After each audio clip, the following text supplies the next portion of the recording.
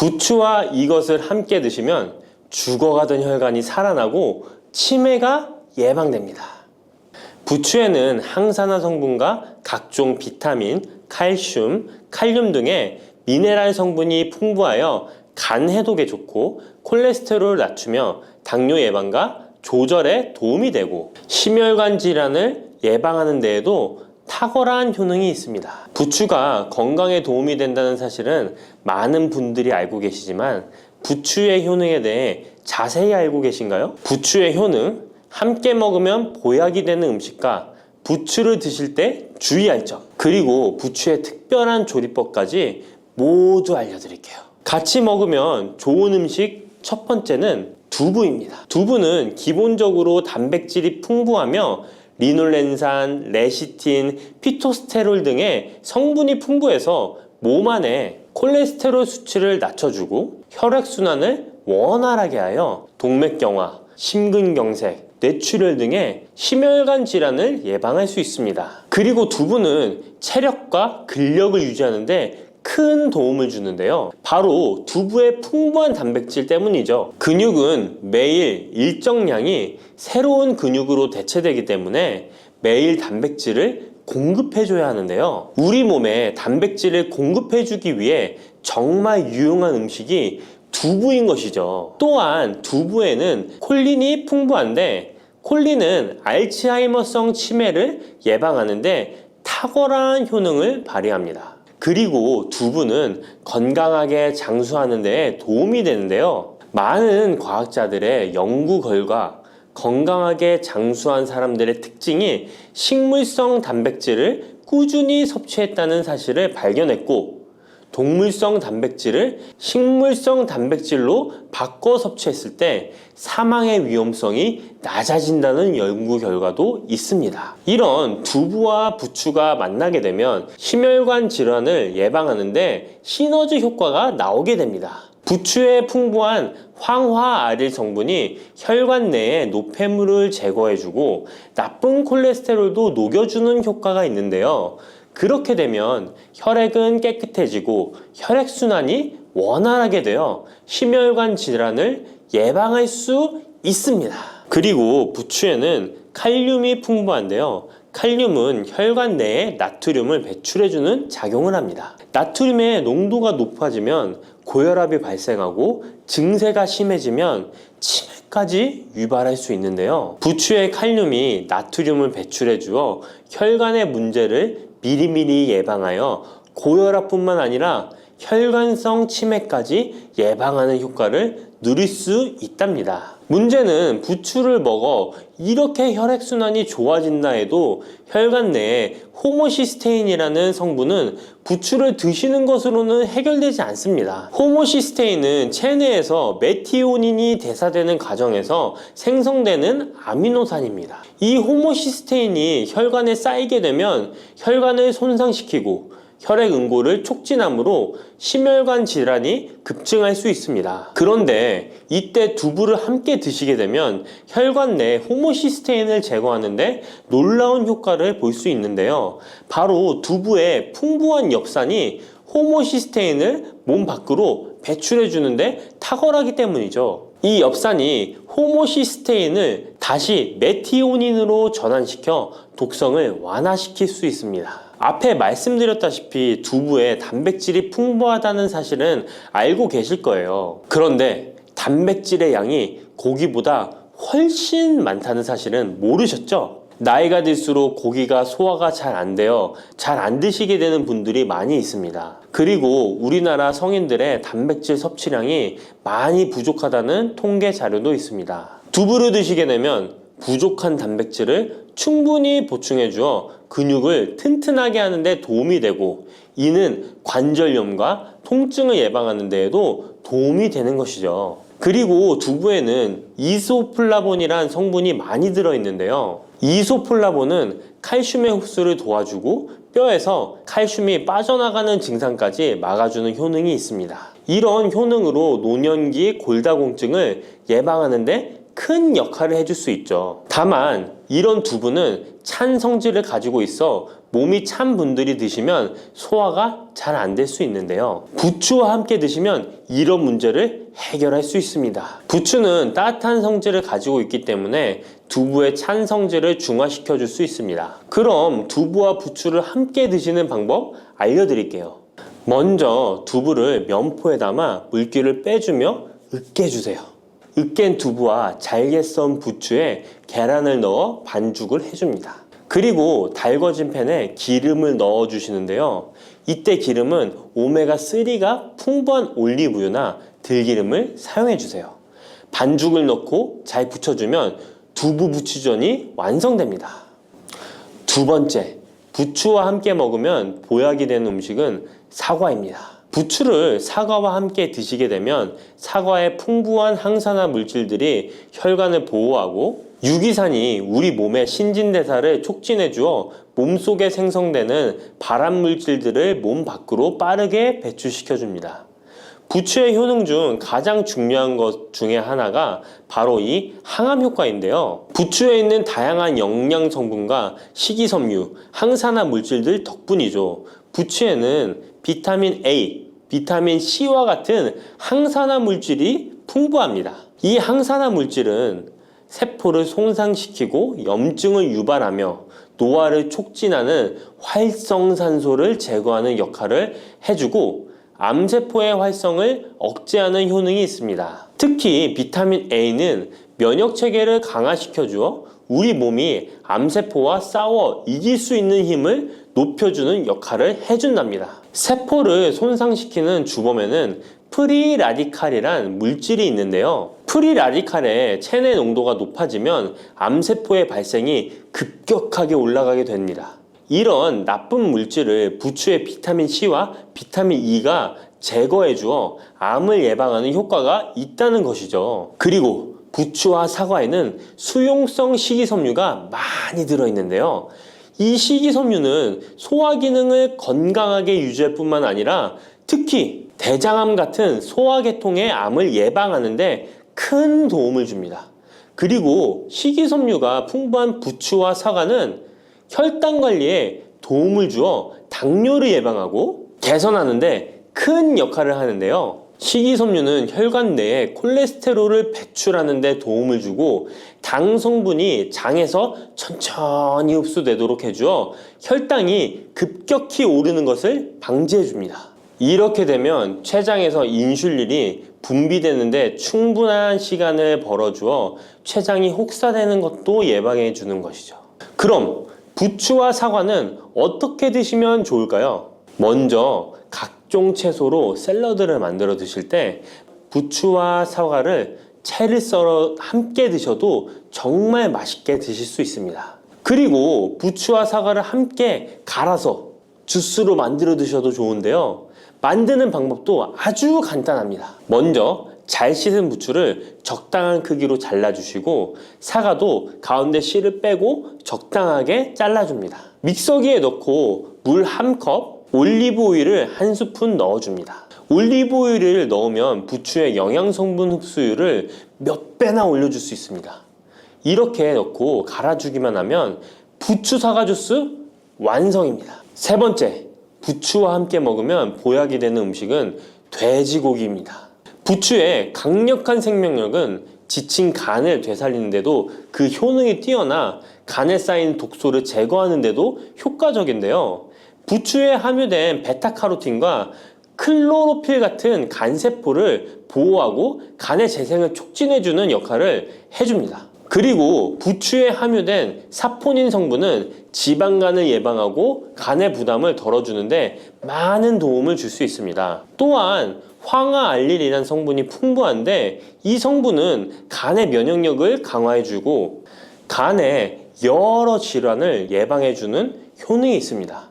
여러분 혹시 글루타치온이라는 영양제 들어보셨나요? 부추에는 체내에서 이 글루타치온을 합성할 때 필요한 황화합물이 풍부하여 간의 해독작용을 높여줄 수 있습니다. 이때 돼지고기를 부추와 함께 드시면 우리 몸에 보약이 되는데요. 부추의 알레신 성분이 돼지고기의 비타민 B1의 흡수율을 높여줍니다. 또한 부추의 따뜻한 성질이 돼지고기의 찬 성질을 보완해 주어 소화가 잘 되도록 도와주고 위장 건강에 도움을 줄 수 있습니다. 그리고 영양학적으로도 서로 보완이 되어 균형 잡힌 식사가 될 뿐만 아니라 혈액순환 개선, 면역력 강화, 피로 해소, 에너지 증진, 항암 효과 등을 더 효과적으로 얻을 수 있습니다. 그렇다면 부추와 돼지고기는 어떻게 드시면 될까요? 돼지고기 수육을 부추와 함께 쌈을 싸서 드셔도 좋지만 반찬으로 만들어 먹을 수 있는 방법을 제가 알려드릴게요. 바로 돼지고기 부추볶음인데요. 먼저 부추를 적당한 크기로 잘라 준비해 주시고 돼지고기는 길쭉하고 얇게 썰어줍니다. 잘 달궈진 팬에 올리브유를 둘러주시고 부추와 돼지고기를 한 번에 넣고 볶아줍니다. 이때 대파와 다진 마늘을 넣어주시고 간장으로 간을 해주시면 됩니다. 다 볶아진 후에 들기름을 살짝 곁들여 주시면 고소함이 폭발할 뿐만 아니라 영양도 만점인 보약 반찬이 완성됩니다. 참고로 돼지고기 대신 오리고기를 사용해도 훌륭한 요리가 된답니다. 네 번째, 부추와 함께 먹으면 보약이 되는 음식은 브로콜리입니다.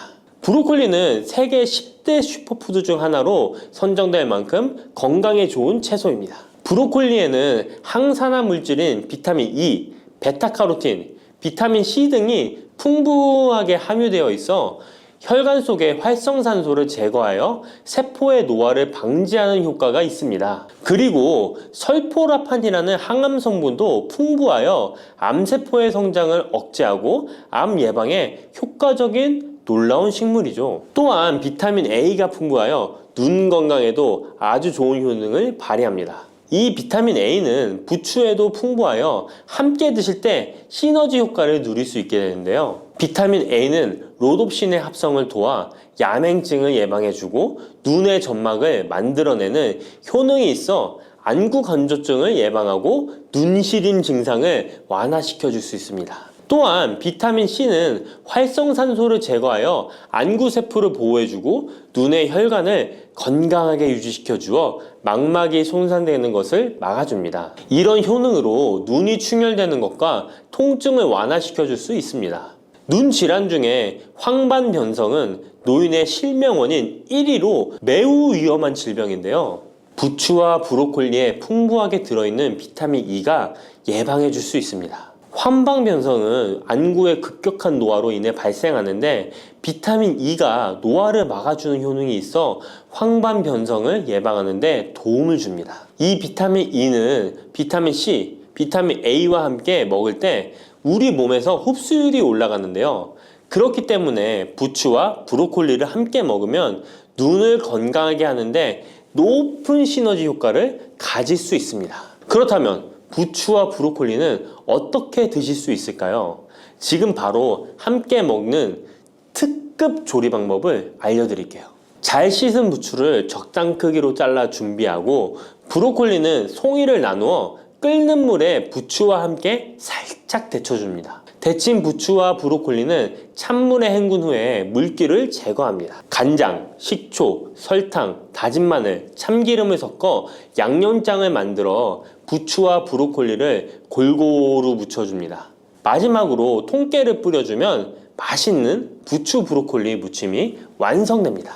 이렇게 몸에 좋은 부추도 주의해야 할 사항이 있습니다. 돼지고기와 함께 먹을 때는 좋지만 소고기와는 함께 먹지 않는 것이 좋습니다. 소고기는 부추와 비슷하게 따뜻한 성질을 가지고 있습니다. 부추와 함께 드시게 되면 뜨거운 성질이 강화되어 위와 장 등의 소화기관에 강한 자극을 주게 되어 소화불량을 일으키고 복통이나 설사를 유발할 수 있습니다. 너무 많이 드시게 되면 그 열로 인해 두통과 불면증까지 오는 경우도 있습니다. 그리고 신장 기능이 약하신 분들도 부추를 드실 때 주의하시는 게 좋은데요. 그 이유는 부추의 풍부한 칼륨 때문입니다. 칼륨이 몸속에 나트륨을 배출해주는 효능이 있지만 신장이 약하신 분들이 부추를 과하게 드시게 되면 많은 양의 칼륨이 몸에 들어오게 되고 약한 신장이 칼륨을 몸 밖으로 잘 배출해주지 못하게 됩니다. 그렇게 되면 고칼륨 혈증이 나타나 근육이 약화될 수 있고 심장 박동이 불규칙해질 수 있으며 심하면 호흡곤란을 초래하기도 합니다. 따라서 신장 질환이 있으신 분들은 몸 상태를 보면서 소량씩 드시는 게 좋겠습니다. 침침한 눈이 밝아지고 뱃살이 쏙 빠지려면 단호박을 이렇게 드셔야 합니다. 호박이 넝쿨채에 굴러 떨어졌다라는 표현 아시나요? 큰 힘을 들이지 않으면서 우연히 좋은 일이 생기거나 큰 성과를 거둘 때 이런 속담 쓰이죠? 옛부터 단호박은 그 자체로 맛있고 영양가가 풍부한 식품으로 많은 사랑을 받아온 채소인데요. 맛있는 단호박이 우리 건강에 다양한 효능을 제공하는 사실 알고 있나요? 그리고 단호박에 관한 건강한 삶을 사는데 도움이 되는 정보들 같이 알아보실게요. 단호박은 맛도 좋고 건강에 많은 효능을 가지고 있는 정말 훌륭한 식품인데요. 이런 단호박의 놀라운 효능들 5가지 바로 알려드릴게요. 단호박의 첫 번째 효능은 바로 심혈관 건강 개선입니다. 단호박에는 불포화 지방산과 식이섬유가 풍부하게 들어있는데 이런 성분들이 혈중 콜레스테롤 수치를 조절하고 혈액순환을 원활하게 도와줍니다. 또한 이 불포화 지방산은 체내에 축적된 나쁜 콜레스테롤을 감소시키고 혈관벽을 건강하게 유지하는 데에도 효과가 있습니다. 또한 단호박에 포함된 칼륨은 혈압 조절에도 효과적인데요. 칼륨은 나트륨의 작용을 중화시켜 혈압 상승을 방지하는 데 도움을 주게 되는데 그래서 칼륨이 풍부한 단호박은 고혈압 예방과 관리에 유익한 식품인 것이죠. 평소에 심혈관 질환이 걱정되거나 고혈압을 관리하고자 하는 분들에게 단호박은 매우 좋은 식품인데요. 단호박을 자주 섭취하면 혈액순환이 개선되고 혈압이 안정되므로 심장질환 예방에 매우 효과적이기 때문에 심혈관 건강을 지키는데 큰 도움이 됩니다. 심혈관 건강, 이제부터는 단호박으로 예방해보세요. 단호박의 두 번째 효능은 다이어트에 효과가 좋다는 것입니다. 단호박은 저칼로리 식품으로 다이어트를 할 때 섭취하면 매우 좋은 음식인 거 아시나요? 단호박의 열량은 100g에는 약 40에서 50kcal 정도밖에 안 되는데요. 보통 다이어트 하실 때 고구마 많이들 드시죠? 고구마의 열량은 100g당 약 85에서 110kcal인데요. 단호박의 칼로리는 고구마의 반도 안 되는 것이죠. 그래서 단호박은 다이어트 할 때 칼로리 걱정 없이 먹을 수 있습니다. 거기다 단호박은 식이섬유도 풍부해서 포만감을 오래 유지시켜줍니다. 이런 특징 덕분에 간식 대신 단호박을 드시면 과식을 방지할 수 있고 체중 조절에 효과적입니다. 또한 단호박의 식이섬유는 소화가 잘 되지 않아서 장에 천천히 흡수되기 때문에 혈당 조절에도 유익한데요. 급격한 혈당 상승을 막아주어 다이어트 중에도 혈당이 급격히 떨어지지 않게 도와주죠. 또한 다이어트 중에 발생할 수 있는 변비를 예방할 수 있기 때문에 체중 감량을 도울 뿐만 아니라 장 건강도 함께 챙길 수 있습니다. 다이어트 중이라면 단호박을 간식이나 식사 대용으로 활용해 보세요. 맛도 좋고 영양도 풍부한 최고의 다이어트 식품입니다. 단호박의 세 번째 효능은 바로 눈 건강에 도움이 된다는 점입니다. 단호박에는 당근과 마찬가지로 비타민 A와 베타카로틴이 풍부하게 들어있는데요. 이 두 성분은 우리 눈의 건강을 지키는데 아주 중요한 역할을 합니다. 비타민 A는 눈의 망막을 건강하게 유지하는데 도움을 주고 시력 저하를 예방하는데 효과적이에요. 특히 야맹증 예방에도 도움을 줄 수가 있죠. 그리고 베타카로틴은 강력한 항산화 작용을 해주기 때문에 눈의 피로를 덜어주고 눈의 노화를 늦추는 데도 도움을 줍니다. 혹시 하루 종일 스마트폰이나 모니터를 자주 보고 있지는 않으신가요? 화면을 계속 들여다보는 현대인들에게는 이 단호박에 들어있는 비타민 A는 특히 중요한 영양소라고 할 수 있죠. 눈이 피로하거나 건조감을 느끼시는 분들에게 단호박은 자연적인 해결책이 될 수 있습니다. 단호박을 섭취하면 눈 건강을 지키고 나이가 들면서 생길 수 있는 시력 저하나 노화 방지에도 도움을 줄 수 있습니다. 단호박은 정말 건강에 많은 이점이 있는 식품이죠. 단호박의 놀라운 효능 네 번째는 면역력 강화입니다. 단호박에는 비타민 C와 아연이 풍부하게 들어있죠. 비타민 C는 면역 세포를 활성화시켜 감염 예방에 큰 도움을 주고 아연은 백혈구의 생성을 돕고 체내에서 염증 반응을 조절하여 면역 체계가 정상적으로 작동할 수 있게 도와줍니다. 이뿐만 아니라 단호박에 들어있는 항산화 물질들은 우리 몸의 세포를 보호하고 염증을 줄여 면역 기능을 더욱 향상시키는 데 도움을 주는데요. 특히 겨울철이나 환절기에 감기나 독감 예방을 위해 면역력 강화를 원하신다면 단호박을 꾸준히 섭취하시는 것이 좋은 식습관이 될 수 있습니다. 또 자주 피로감을 느끼거나 감기 등에 쉽게 걸리는 분들에게 단호박은 아주 좋은 식품이라는 것 알고 계시면 도움이 될 거예요. 단호박의 효능 5번째는 부종과 붓기를 개선하는 데 도움을 주는 것입니다. 붓기에 호박이 좋다는 거 모르시는 분 없으시죠? 우리가 수술이나 시술을 받고 얼굴이 부을 때 약국에서 단호박즙 같은 거를 파는 것도 많이 보셨죠? 이는 단호박에는 칼륨이 풍부한데 칼륨은 체내에 있는 나트륨과 균형을 맞춰주고 몸 안에 불필요한 수분을 배출하는 역할을 합니다. 그래서 부종을 완화하고 몸의 붓기를 개선하는데 효과적이죠. 특히 평소에 손이나 발, 얼굴 등이 자주 붓는 분들에게 단호박을 섭취하면 체내 나트륨 농도를 조절해줘서 불필요한 수분이 빠져나가면서 붓기가 자연스럽게 완화될 수 있습니다. 이렇게 효능이 많은 단호박을 어떻게 섭취하느냐에 따라 그 효과가 달라질 수 있다는 사실 알고 계시나요? 섭취 방법에 따라 효능의 50%만 섭취하게 될 수도 있고 또 100%로 바뀔 수도 있는데요. 단호박 효능 100%로 섭취하는 방법 바로 소개해 드릴게요.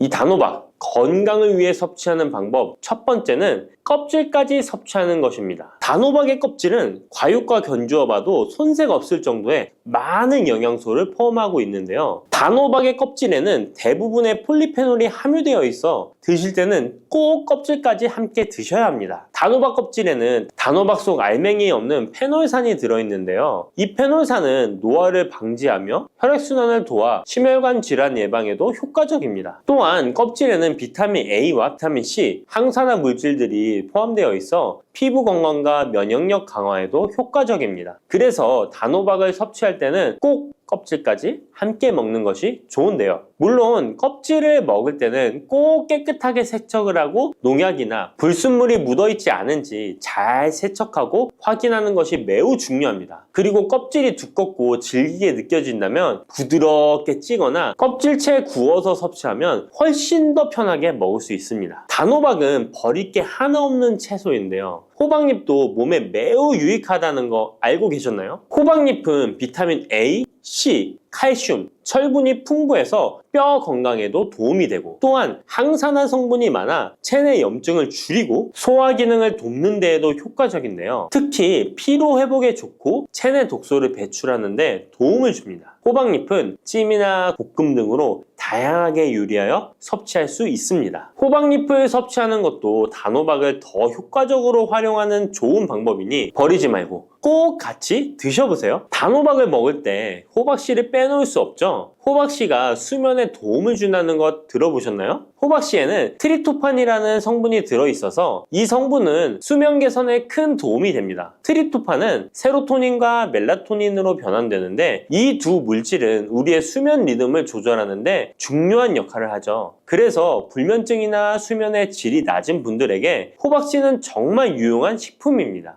또한 단백질과 건강한 지방이 풍부하여 혈당 조절에도 도움을 줄 수 있는데요. 혈당이 급격히 오르거나 내리는 것을 막아주고 당뇨병 예방에 효과적입니다. 그래서 호박씨는 다이어트에 매우 좋고 식사 후 간식으로 섭취하면 포만감을 오래 유지시킬 수 있습니다. 여담으로 우리 다른 사람의 단점을 뒤에서 이야기하는 것을 보고 뒷담화한다고 하고 호박씨 깐다고도 하잖아요. 과연 어떤 것 때문에 이런 이야기가 나왔을까요? 저도 궁금합니다. 아시는 분은 알려주세요. 이렇게 단호박은 아주 건강에 좋은 식품이지만 섭취 시 주의할 점이 있는데요. 건강을 지키기 위한 몇 가지 단호박 섭취 유의사항을 알아볼게요. 첫 번째는 껍질 섭취 시 소화 문제입니다. 단호박의 껍질은 건강에 많은 효능이 있지만 소화가 어려운 경우도 있을 수 있는데요. 특히 소화 기능이 약한 분들이나 위장에 민감한 분들은 껍질이 소화되지 않거나 불편함을 느낄 수 있습니다. 이런 분들은 단호박 껍질을 제거하고 속만 섭취하는 것이 좋습니다. 아니면 껍질을 먹을 때는 반드시 부드럽게 조리하여 섭취해서 소화 불량이나 복부 팽만감을 최대한 피하게 해야 합니다. 두 번째 유의사항은 알레르기 반응입니다. 단호박은 일반적으로 알레르기 반응을 일으키는 경우가 드물지만 일부 사람들은 호박에 알레르기가 있을 수 있는데요. 특히 호박이나 호박씨에 민감한 분들은 섭취 후 발진이나 가려움 등의 증상을 경험할 수 있습니다. 이런 증상이 나타난다면 단호박 섭취를 바로 중지하고 알레르기 전문의와 상담하는 것이 좋습니다. 알레르기 반응은 개인의 체질에 따라 다를 수 있기 때문에 처음 먹을 때는 소량으로 섭취하여 반응을 확인하는 것이 안전하다는 거 기억해 주세요. 단호박 섭취에 유의해야 할 사항 세 번째는 신장질환이 있는 사람의 섭취입니다. 단호박은 칼륨이 풍부한 식품인데요. 신장 기능이 약한 분들은 칼륨 과다 섭취가 문제가 될 수 있습니다.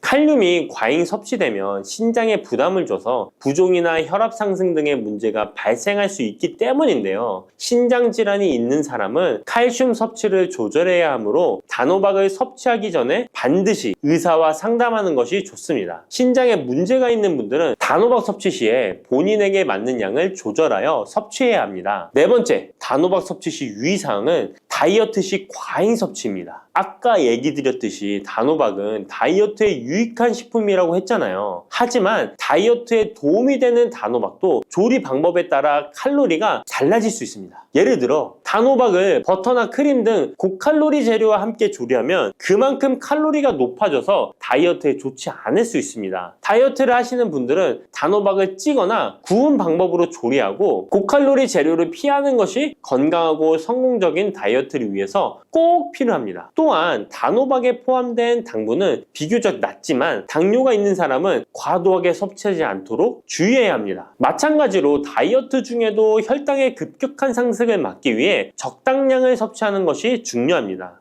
검은콩 드실 때 제발 이렇게 드세요. 그래야 내장 지방 싹 녹아내리고 치매를 예방할 수 있어요. 검은콩이 건강에 좋다는 사실 모두 알고 있을 텐데요. 특히 내장 지방을 없애 뱃살을 뺐는데 좋다고 알고 계실 거예요. 또한 검은콩은 혈관에 쌓이는 콜레스테롤 수치도 낮춰주는 효과가 있다고 하는데요.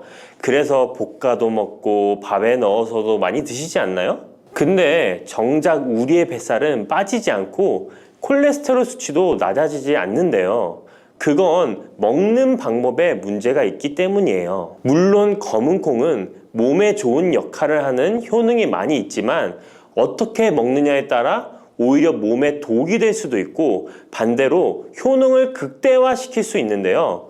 그래서 검은콩에 대해 아주 잘 알고 드셔야 합니다. 이미 잘 알고 계시는 것처럼 검은콩은 대표적인 블랙푸드입니다.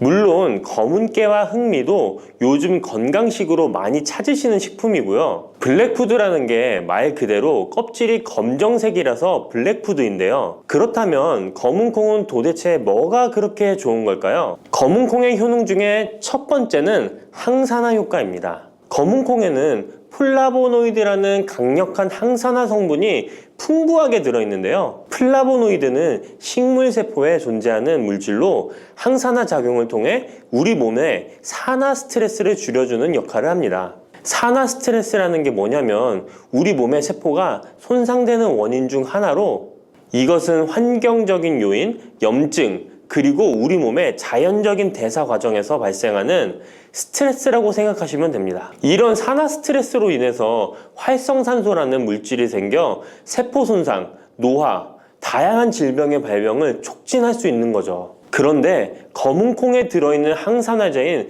플라보노이드는 세포의 손상을 예방해서 우리 몸에 산화 스트레스를 줄여줍니다. 이는 노화를 느리게 하고 심장질환, 암, 알츠하이머 병 등과 같은 여러 가지 질병의 위험을 줄이는데 도움이 되는데요. 그렇기 때문에 검은콩은 플라보노이드 함량으로 인해 우수한 항산화 식품으로 간주됩니다. 검은콩의 효능 두 번째는 혈당 조절에 좋습니다. 혈당이란 간단히 말하면 우리 몸에서 음식을 소화하면서 만들어지는 당을 말하는 건데요.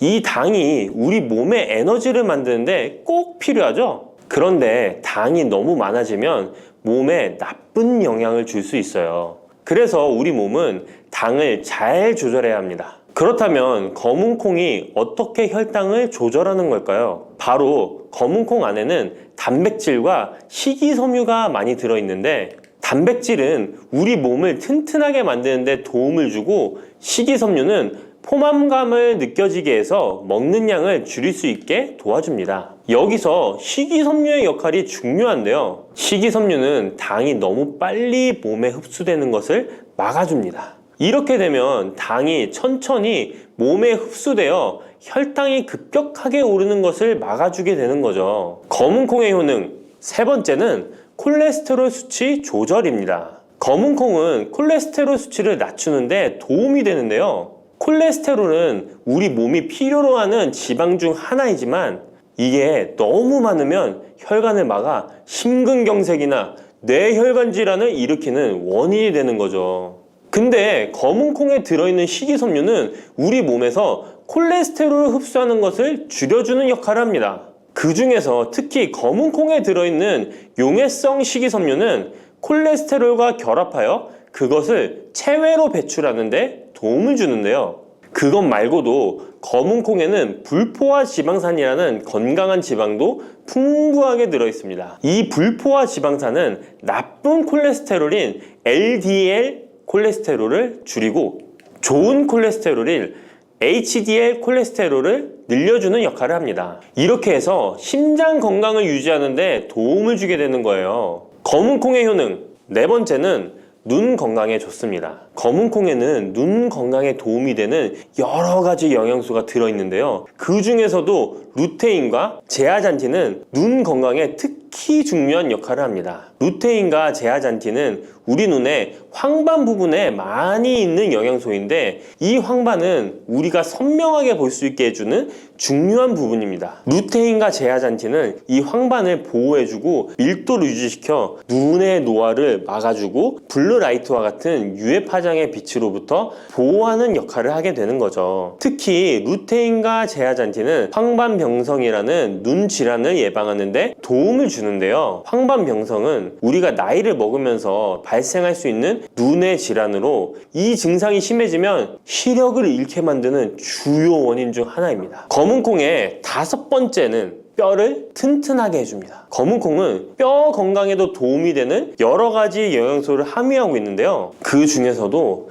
칼슘과 마그네슘이 뼈 건강에 특히 중요한 역할을 합니다. 먼저 칼슘은 우리 뼈와 이를 지탱하는 치아를 만드는 주요 성분입니다.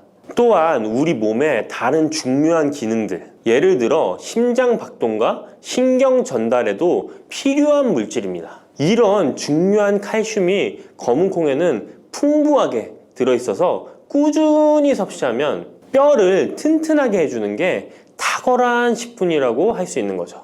그리고 마그네슘도 뼈 건강에 중요한 역할을 하는 미네랄인데요. 마그네슘은 칼륨이 우리 뼈에 제대로 흡수되는 것을 도와줍니다. 또한 이 마그네슘은 뼈의 구조를 유지하는 데 필요하며 뼈를 강하게 만드는 데 도움을 줍니다. 검은콩의 효능 여섯 번째는 피부 노화를 막아주는 효능이 있습니다. 검은콩에 들어있는 비타민 E, 아미노산, 그리고 항산화 성분이 피부 건강에 특히 중요한 역할을 합니다. 먼저 비타민 E는 피부를 보호하는 데 중요한 역할을 합니다. 비타민 E가 피부의 수분을 유지하는 데 도움을 주는데요. 추가로 비타민 E는 피부의 재생을 지원하고 피부 표면의 건강을 유지하는 데 필요한 지방산을 보호하는 역할까지 합니다. 이것뿐만 아니라 검은콩에 들어있는 아미노산은 우리 몸에 단백질을 만드는 데 필요한 성분인데요. 이게 왜 피부에 좋냐면 우리의 피부는 대부분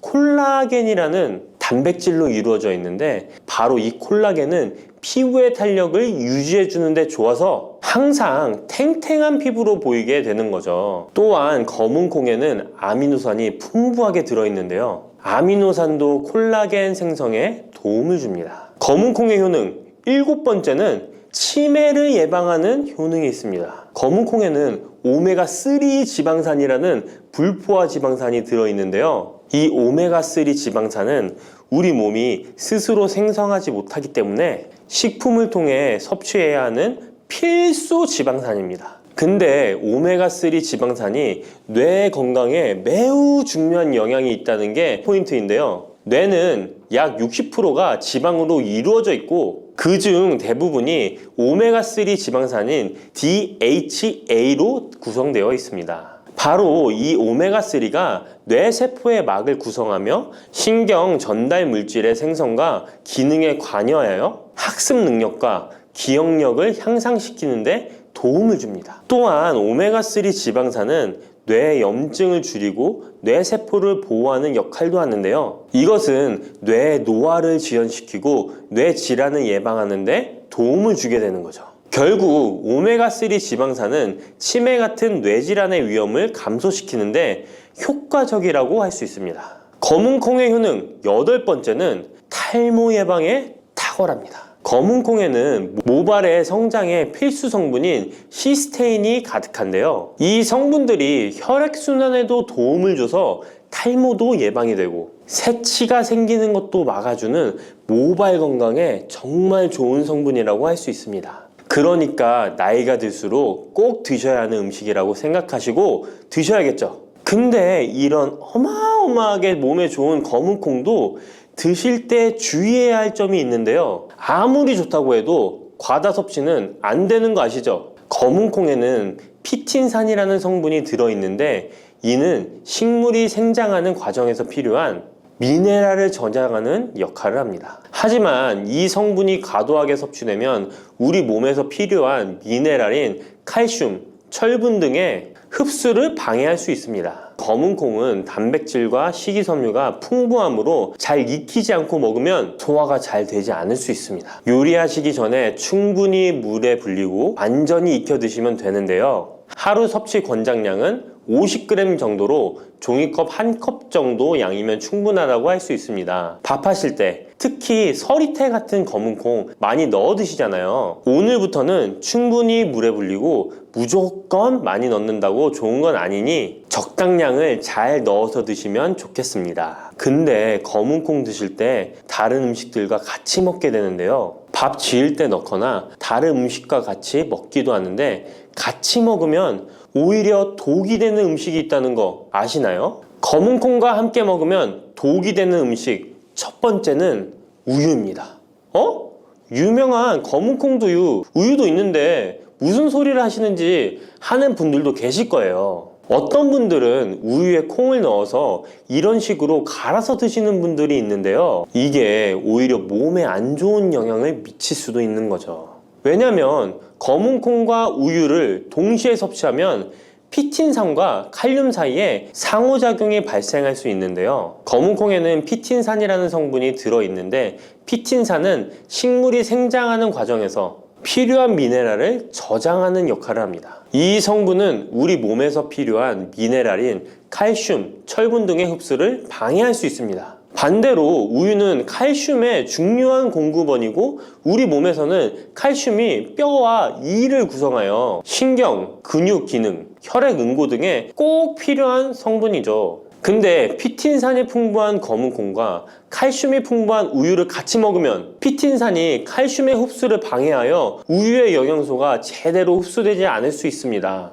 같이 드시면 절대 안 되거나 나쁜 큰 영향을 미친다는 것이 아니라 각각의 영양소의 섭취 목적으로는 따로 먹는 걸 추천드리는 거예요. 오해하시면 안 돼요. 검은콩과 함께 먹으면 독이 되는 음식 두 번째는 토마토입니다. 왜냐면 토마토가 콩의 단백질 흡수를 방해하고 소화를 어렵게 만들 수 있는 산성이기 때문인데요. 토마토의 산성 성분이 단백질의 흡수를 방해하면 콩에 충분히 있는 단백질이 몸에 흡수가 안 되어 콩의 영양 가치가 아무런 의미가 없게 되는 상황이 올 수 있는 것입니다. 또한 토마토의 산성 성분은 이미 단백질이 풍부하고 소화하기 어려운 콩을 더욱 소화하기 어렵게 만들 수 있습니다. 그렇지 않아도 나이가 들면 신진대사가 활발하지 않아 소화가 안 되는데 소화불량을 일부러 만들 필요는 없겠죠? 검은콩과 함께 먹으면 독이 되는 음식 세 번째는 달걀입니다. 달걀에는 비타민 A가 풍부하게 들어있는데요. 비타민 A는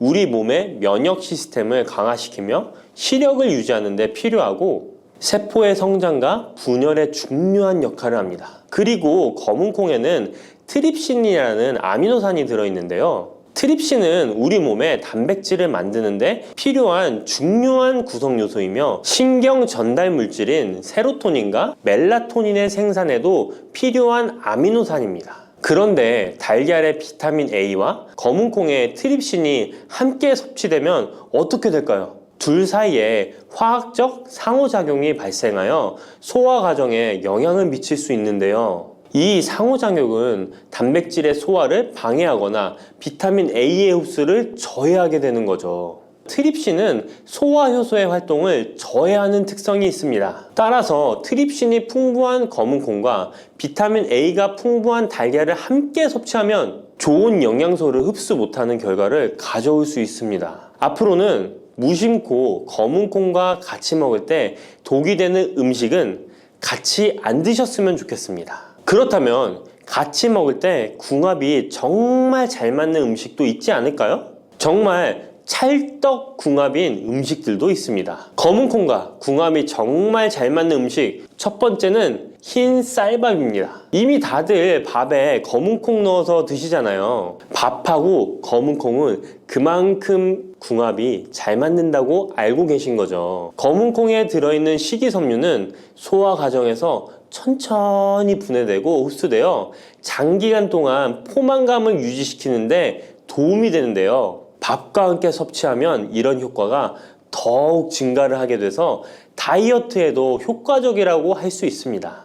검은콩에는 저항성 전분이라는 성분이 들어있는데 이 성분은 혈당 수치의 급격한 상승을 막아주는데요. 흰 쌀밥에는 탄수화물이 많아서 혈당 수치가 급격히 상승할 수 있지만 검은콩과 함께 섭취를 하면 당 수치를 완화시키는데 도움이 되는 거죠. 이처럼 검은콩과 흰 쌀밥을 같이 먹으면 충분한 영양소 섭취, 포만감, 혈당 조절 이렇게 일석삼조의 효과를 누릴 수 있으니 정말 찰떡궁합인 것입니다. 검은콩과 궁합이 정말 잘 맞는 음식 두 번째는 당근입니다. 당근에는 비타민, 미네랄, 식이섬유 등 다양한 영양소를 함유하고 있는데요. 특히 루테인이 풍부한 당근은 강력한 항산화 효과와 눈 건강을 유지하는 데 좋은 재료입니다. 검은콩과 루테인이 풍부한 당근을 함께 섭취하면 콩의 단백질이 당근의 영양소를 흡수를 돕는 동시에 당근의 루테인이 콩의 영양소 흡수를 돕습니다. 서로 소화가 잘 되게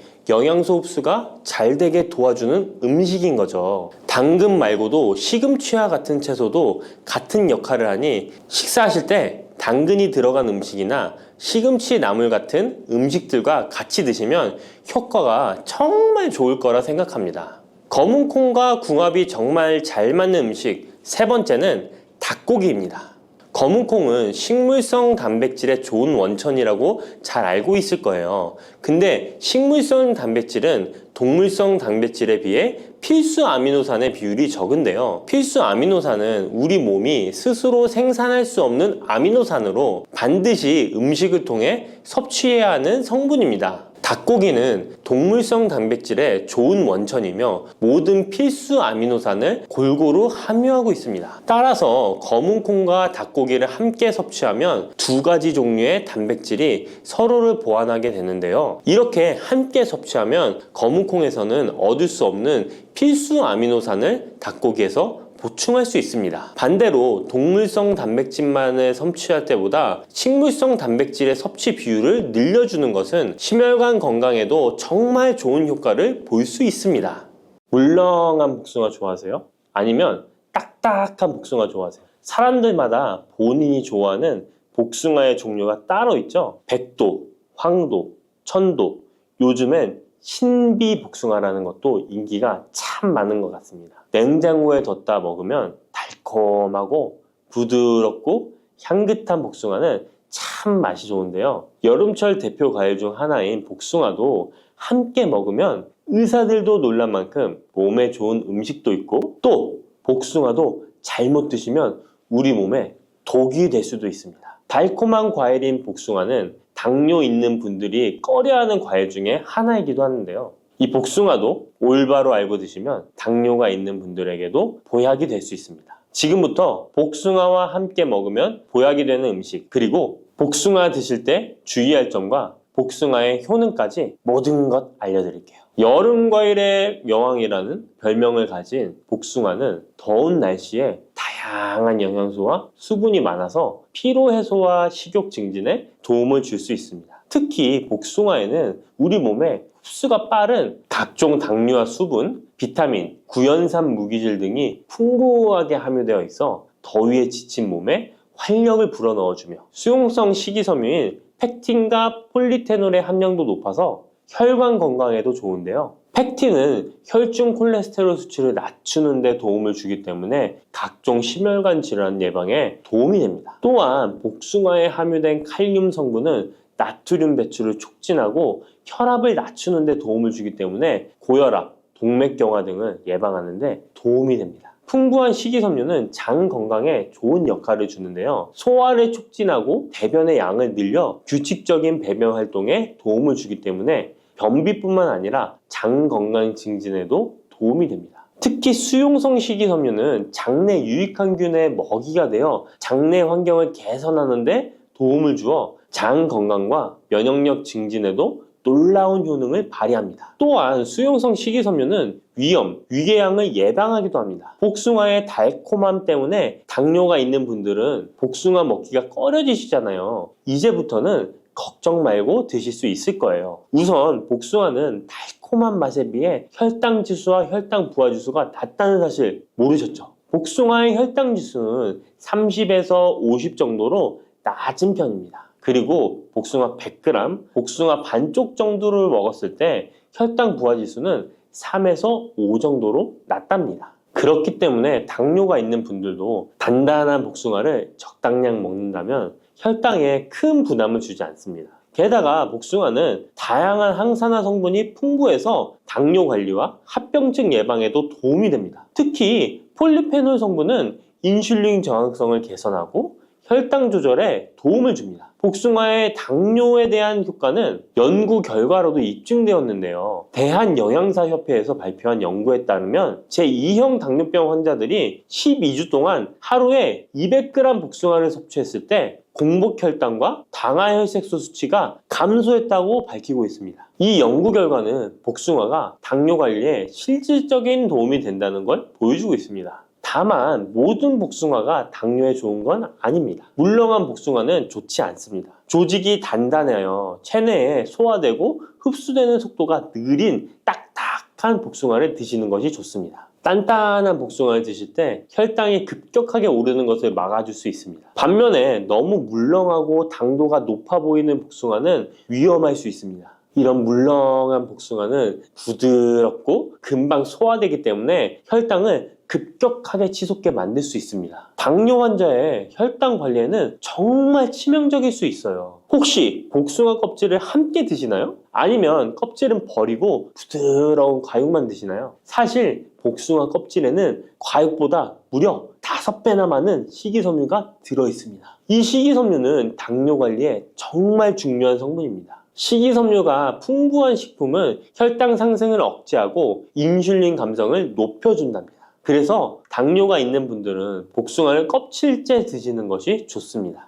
복숭아 껍질의 효과는 이미 여러 연구를 통해 입증되었는데 한국식품연구원에서 발표한 연구 결과에 따르면 복숭아 껍질 추출물이 혈당을 내려주고 인슐린 저항성 개선에 효과가 있다고 보고하기도 했습니다. 껍질에 풍부한 폴리페놀과 식이섬유가 이런 효과를 나타낸 것입니다. 복숭아는 당뇨뿐만 아니라 항암 효과도 있는데요. 복숭아에는 폴리페놀, 카로티노이드 등 항산화 성분이 풍부하게 들어있어 바람의 원인인 활성산소를 제거해주기 때문입니다. 이런 효능으로 각종 암 예방에 도움이 됩니다. 또한 복숭아에 함유된 클로로겐산과 네오클로로겐산은 정상세포에는 영향 없이 유방암 세포의 성장을 억제하는 효과가 있으며 미국 워싱턴 주립대학교 연구팀에 따르면 생쥐를 대상으로 한 실험에서 복숭아 속의 화합물질이 유방암 세포의 성장과 확산을 억제하는 효능이 있는 것으로 나타났다고 합니다. 복숭아를 먹으면 안색이 좋아지고 피부 미용에도 좋아 미인이 된다는 말이 있는데요. 실제로 농촌진흥청에서 실험한 결과에 따르면 복숭아 추출물이 멜라닌 색소의 형성을 막는 데 도움을 주기 때문에 피부 미백에 효능이 있다고 보고되었습니다. 또한 복숭아에는 폴리페놀, 베타카로틴, 비타민 등이 풍부하게 함유되어 있어 노화의 원인인 활성산소를 제거해 주어 노화 방지에 도움이 된답니다. 복숭아는 수분의 함량이 높아 여름철 지친 피부에 수분 공급을 도와 피부의 활력을 높이는 데에도 탁월한 효능을 발휘합니다. 또한 복숭아는 신경을 안정시켜 주는데 도움이 됩니다. 성분이 들어있어 불면증, 불안감 등을 줄여주고 풍부한 마그네슘은 스트레스와 불안 해소를 돕고 과도한 흥분으로부터 신경계를 진정시켜주는 효과가 있습니다. 복숭아에 들어있는 구연산, 아스파라긴산, 글루타민 등은 스트레스를 줄이는 데 도움을 주기 때문에 잠자리에 들기 전 복숭아를 먹으면 여름철 불면증 해소에도 도움이 됩니다. 이렇게 좋은 복숭아도 함께 먹으면 시너지가 폭발해 보약이 되는 음식들이 있습니다. 아몬드, 호두와 같은 견과류에는 불포화 지방산이 매우 풍부합니다. 이 불포화 지방산이 인슐린 감수성을 높이고 혈당을 안정시켜 주는데 여기에 복숭아에 폴리페놀이 더해지면 혈당 조절 효과는 높아지게 됩니다. 달콤한 복숭아와 고소한 견과류를 함께 드시면 당뇨 예방과 당뇨 관리에 최고인 것이죠. 그리고 많은 분들이 요거트에는 유산균이 풍부해 장 건강에 도움이 된다는 걸 알고 계실 거예요. 여기에도 복숭아를 함께 드시면 그 효과가 2배로 늘어나는데요. 복숭아에 들어있는 폴리페놀이 유산균의 활성을 높여주는데요. 이렇게 되면 장내 환경이 좋아져 인슐린 저항성도 개선되고 혈당 조절도 쉬워집니다. 계피는 인슐린 저항성을 개선하는 것으로 잘 알려져 있습니다. 매일 계피가루를 조금씩 섭취하는 것만으로도 당뇨 관리에 도움이 되는데요. 계피와 복숭아를 함께 드시면 시너지를 내서 혈당을 안정시켜 줄 수 있습니다. 이렇게 몸에 좋을 것만 같은 복숭아도 드실 때 주의하셔야 할 것들이 있습니다. 언제, 어디서든 먹기 좋은 복숭아, 통조림 잘 알고 계시죠? 복숭아 통조림을 절대 드시면 안 됩니다. 통조림 복숭아에는 설탕의 함량이 매우 높기 때문입니다. 많은 설탕이 들어가 있을 뿐만 아니라 복숭아 자체도 물렁물렁하여 드시게 되면 혈당이 급격히 올라가게 됩니다. 당뇨 환자에겐 치명적일 수 있을 뿐만 아니라 건강한 사람도 자주 드시게 되면 췌장이 망가지고 각종 심혈관 질환의 위험이 높아질 수 있습니다. 게다가 통조림 가공 과정에서 영양소 손실도 많이 일어나게 되는데요. 비타민 C와 폴리페놀 같은 중요한 영양소가 파괴될 수 있습니다. 이렇게 되면 당뇨 관리에 도움되는 성분뿐 아니라 건강에 좋은 여러 영양 성분이 사라져 그냥 단맛 나는 젤리? 비슷한 음식을 먹는 것과 마찬가지가 되는 것입니다. 그러니 통조림 말고 반드시 싱싱한 복숭아를 드시기 바랍니다. 또한 복숭아에도 부작용이 있는데요. 복숭아 알러지 많이 들어보셨죠? 복숭아 알러지가 있거나 복숭아를 먹었을 때 두드러기, 호흡곤란, 설사, 발작 등의 증상이 발생한다면 복숭아는 피하는 것이 좋습니다. 또한 복숭아는 식이섬유의 함량이 높아서 과도하게 많이 먹게 되면 설사, 복통 등의 부작용이 발생할 수 있으니 과다 섭취는 피하시기 바랍니다.